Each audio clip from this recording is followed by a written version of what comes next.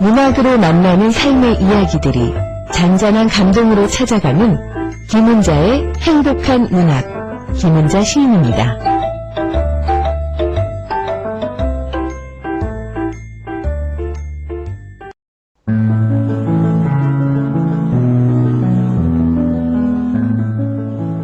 김은자의 행복한 문학.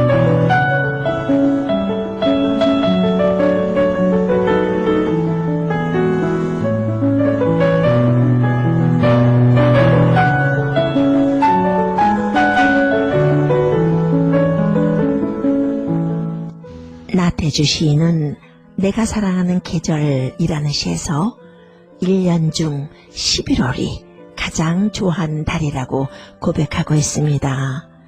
낙엽이 져서 홀몸으로 서 있는 나무, 낙엽 져서 나무 밑동까지 드러나 보이는 늦가을부터 초겨울까지, 그러니까 딱 요맘때쯤이 아닌가 싶어요. 그 솔직함과 청결함과 겸허를 못 견디게 사랑한다 라고 노래하고 있습니다. 그러게요. 11월이 되면 단풍잎이 그럭저럭 매달려 있던 10월이나 9월보다 조금은 더 쓸쓸해지면서, 조금은 더 그리워지면서요, 또 조금은 더 따뜻해지고 싶은 마음이 생기는 것 같습니다. 그런 11월의 두 번째 주입니다. 늦가을이라고 해도 좋고 초겨울이라고 해도 될 만큼 단풍잎도 많이 떨어지고 아침 공기도 차가워졌죠. 지난주에는 우리가 살고 있는 이 미국에서 대통령 선거가 있었습니다. 이민의 삶을 사는 우리들 한 표 한 표 소중한 한 표를 모두 행사했을 거라고 믿고요. 단풍나무의 잎들도 많이 떨어지고 황량해진 길거리 풍경. 여러분들은 지금 각각 어떤 모습으로 살고 있을까요? 한 해도 2달밖에 남지 않아서 열심히 일하고 계신 분들도 있을 테고요.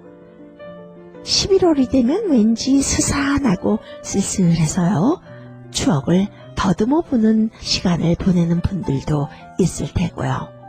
가족들과 함께 혹은 혼자 늦가을 여행을 떠나는 분들도 있을 것 같습니다. 그런 11월에 여러분들 곁에 문학으로 삶을 이야기하고 문학으로 정서를 공감하는 행복한 문학, 이 시간이 있어서 얼마나 다행이죠. 오늘도 문학을 통해서 비추어보는 우리들의 삶의 이야기 따뜻하게 준비해봤습니다. 노래 한 곡 듣고 돌아올까요?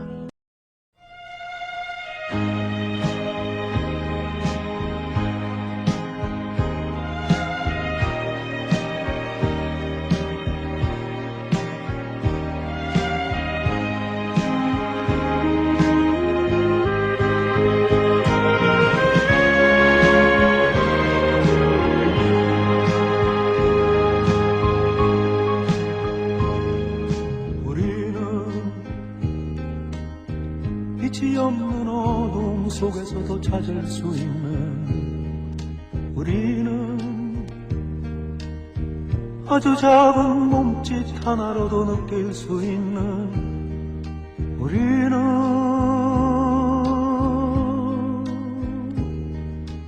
한국 문학으로 삶을 이야기하고 한국 문학으로 정서를 공감하는 행복한 문학. 이 시간에는 시, 수필, 문학뉴스, 유명 문인들과의 인터뷰, 그 외에 한국 문학 전반에 관한 이야기를 하는 시간입니다. 특별히 좋은 시와 좋은 수필을 나누고 있는데요. 여러분들에게 소개할 글을 고르는 일이 저로서는 참 행복하고 보람 있는 시간입니다. 저의 행복과 이 보람이 여러분들에게도 잘 전달되기를 바라면서요. 오늘 이 시간에는요, 많은 분들이 저에게 이런 질문을 하세요. 김은자 시인의 작품도 듣고 싶습니다. 왜 안 하세요? 라고요. 그래서 오늘은요, 오래전에 쓴 수필입니다. 이민자들의 애환이 쓸쓸하게 묻어나는 글이기도 하고요. 저의 자작 수필 늦가을에서 초겨울까지라는 조금 분량이 있는 수필입니다. 낭독 듣고 시작하도록 하겠습니다.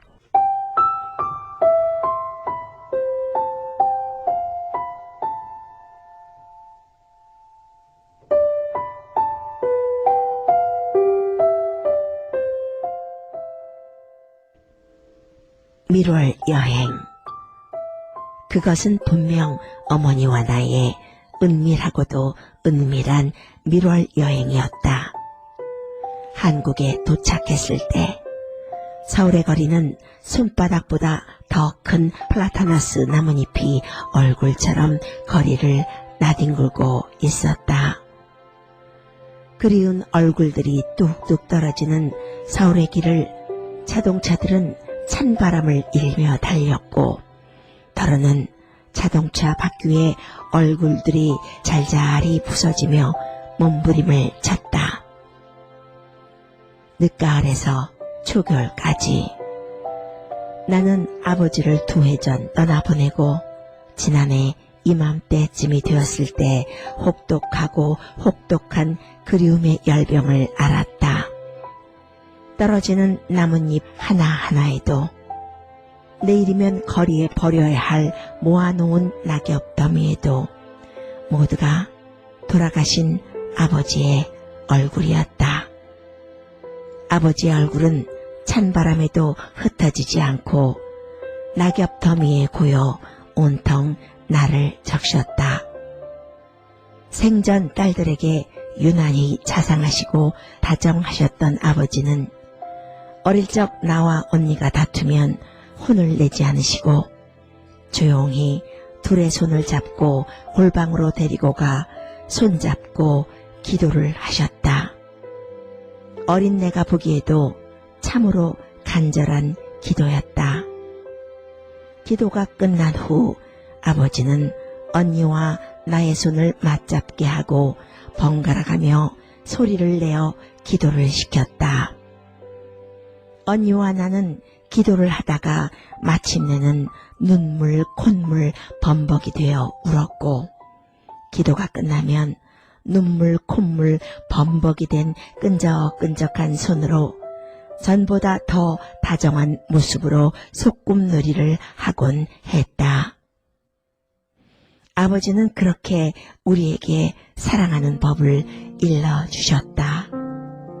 그랬던 아버지가 무시로 그리워 나는 일을 하다가도 문득 창문을 내다보았고 자주 혼자이고 싶어 했다. 그런 면에서 이번 한국 방문은 또 한 번의 열병이 싫어 내가 택한 철저한 나의 선택이었다. 아버지의 산소는 들판이 훤히 내려다 보이는 양지바른 산중턱에 있었다. 나직하고 굵은 바리톤의 아버지 음성이 들리는 듯 했다.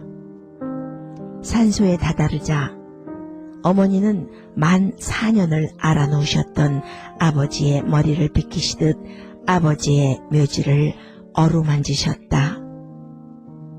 미국의 둘째 딸이 왔노라며 마치 산 사람을 대하듯 하셨다. 눈물이 핑 돌았다.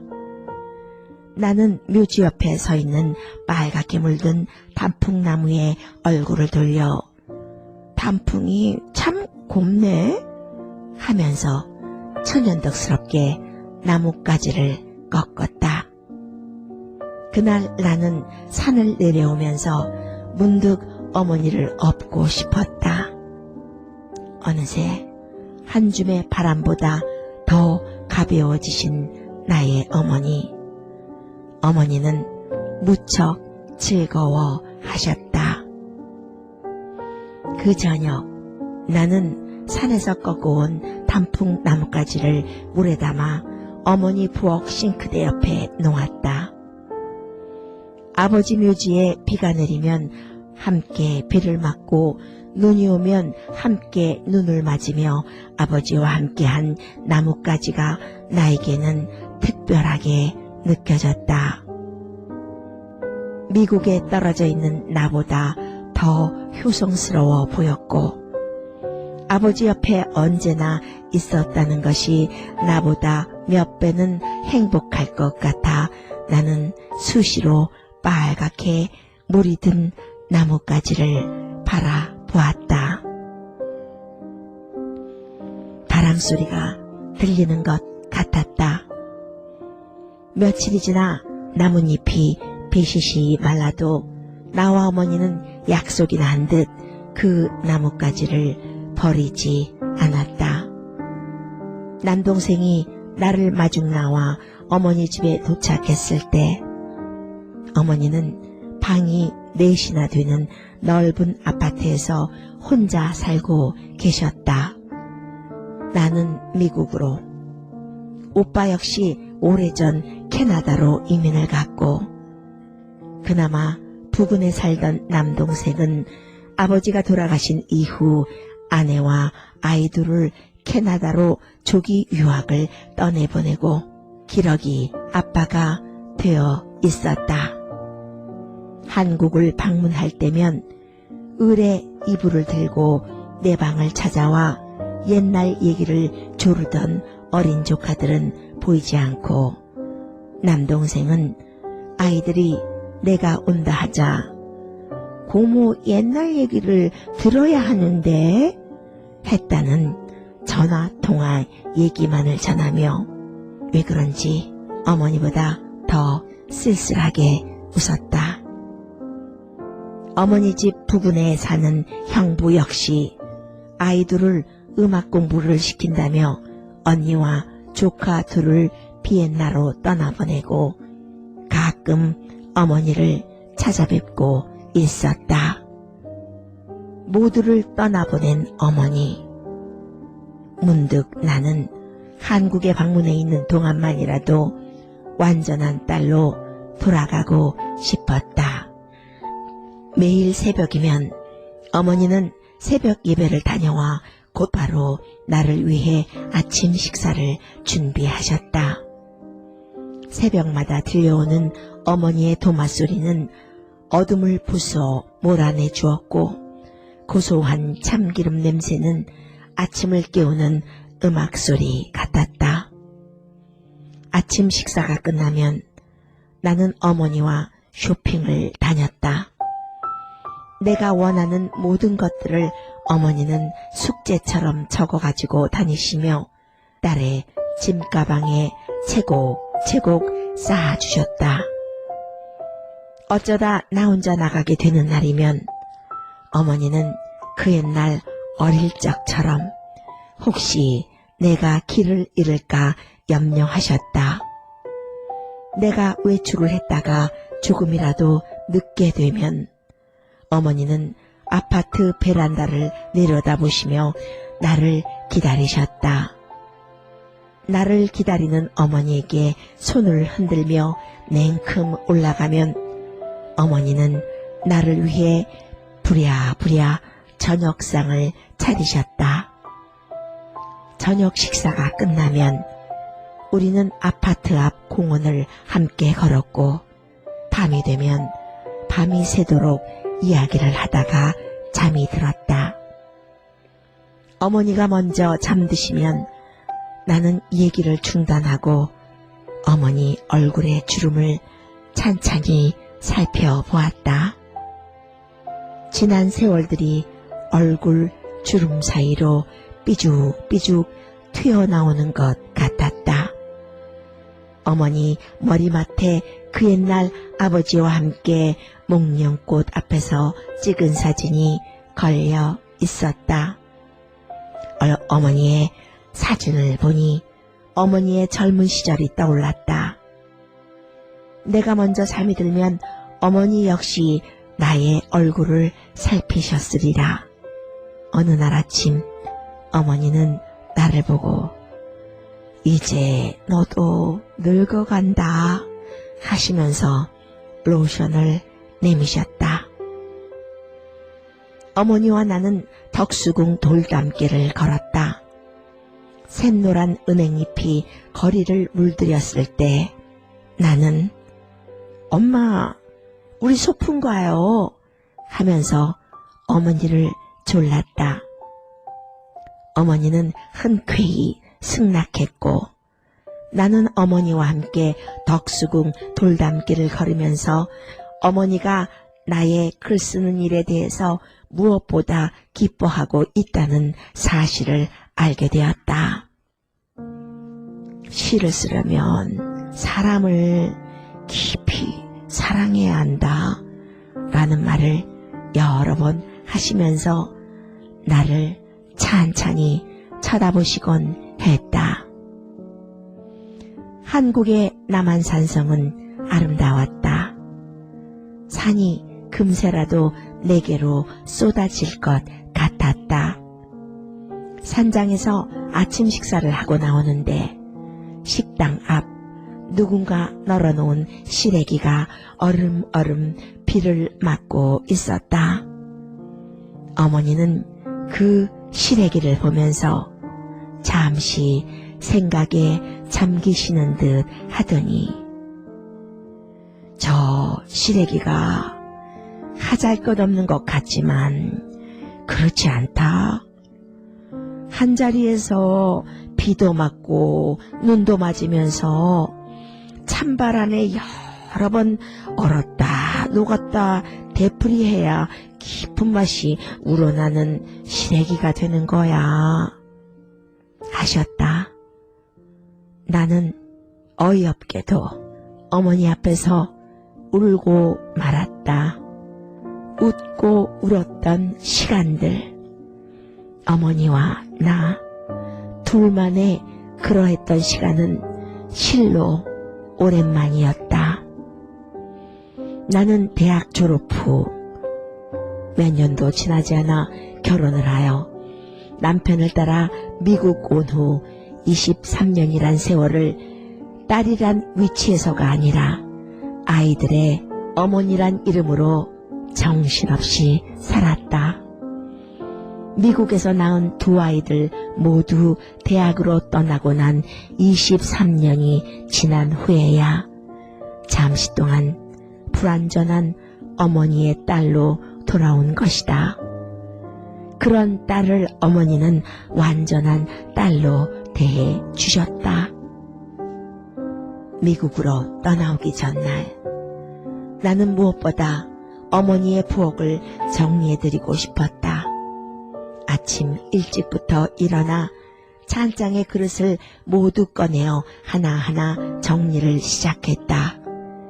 싱크대 아래 놓였던 양념통의 위치를 바꾸어 허리를 구부리지 않아도 손이 닿을 만한 싱크대 위 오른쪽 찬장에 넣고 당뇨에 나쁜 흰 설탕은 과감하게 버렸다.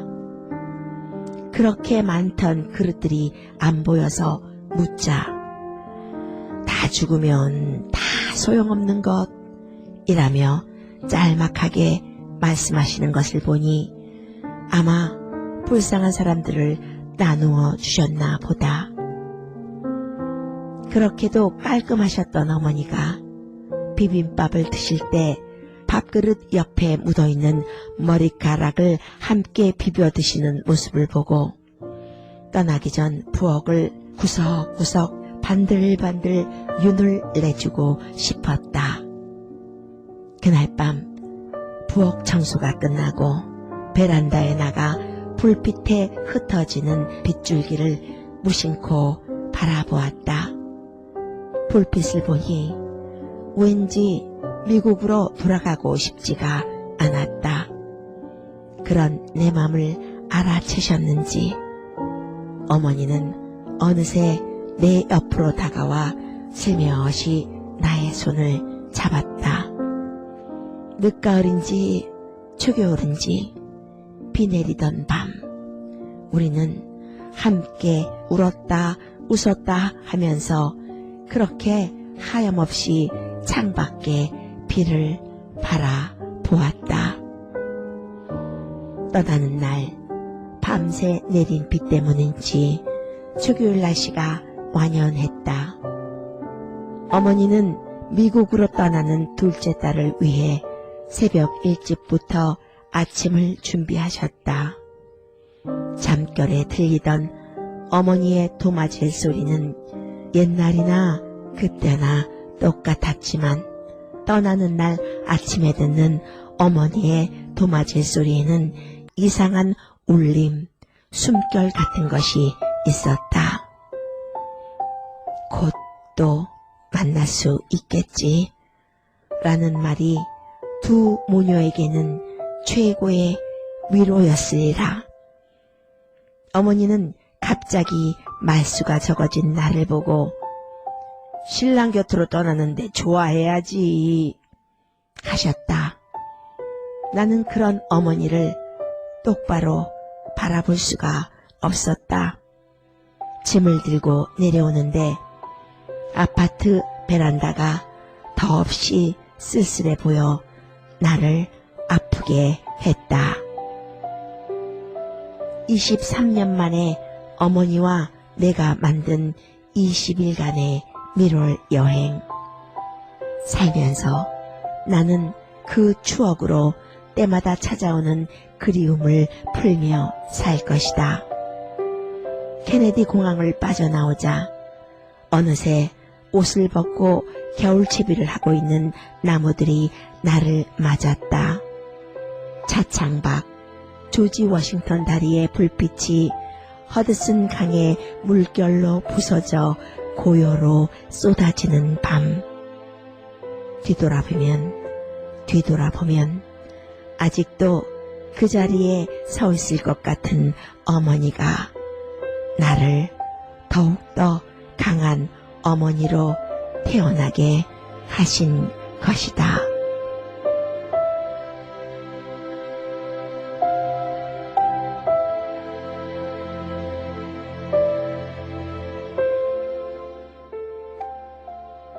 오늘 이 수필은 저의 첫 번째 수필집인 2014년에, 그러니까 10년 전이네요.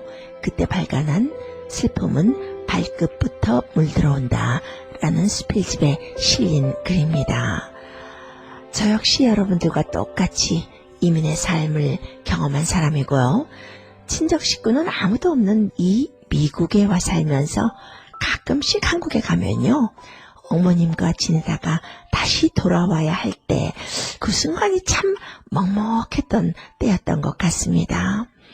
오랜 병환으로 아버님은 앓다가 돌아가시고 또 홀로 되신 어머님을 남겨두고 돌아와야 했던 그때 어찌나 마음이 먹먹하던지요. 부모님 두 분이 다 살아계시면 조금은 괜찮은데요.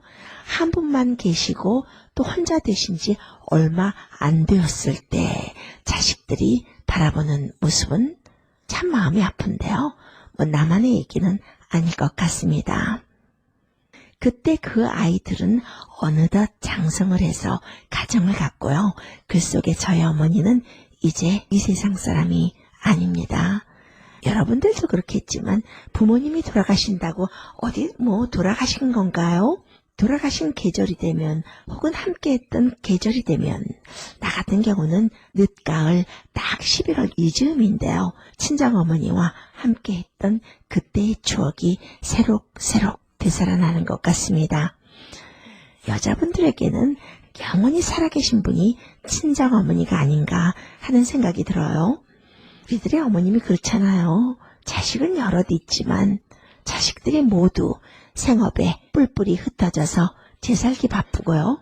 또 우리처럼 자식 중 하나가 이민 와서 사는 사람들은 1년에 한 번도 부모님 방문하는 것 그렇게 쉬운 일은 아닙니다. 어머니, 우리들 마음속에 영원한 그리움이 아닌가 합니다. 언제 가도 그곳에 그대로 계실 것만 같은 분이 고향 같으신 부모님들이기도 합니다. 또 누군가에게 위로받고 싶을 때 가장 먼저 생각나는 사람이 우리들의 어머님이기도 한데요. 특히 늦가을, 아니 초겨울 이때쯤이에요.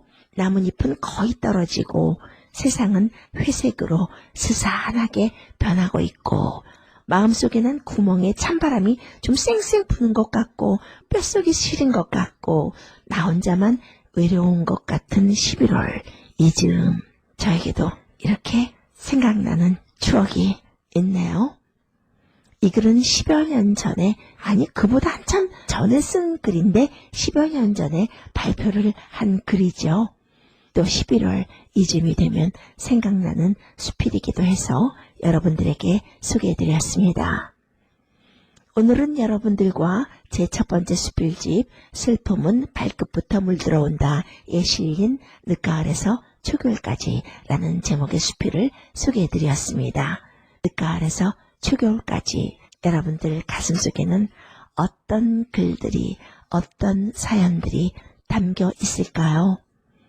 모쪼록 따뜻하고 희망차게 이겨나가기를 바라면서 행복한 문학 여기서 접을까 합니다. 일교차가 심한 요즘입니다. 감기들 조심하시고요. 더 좋은 문학, 더 좋은 글로 돌아오겠습니다. 지금까지 진행의 김은자였습니다.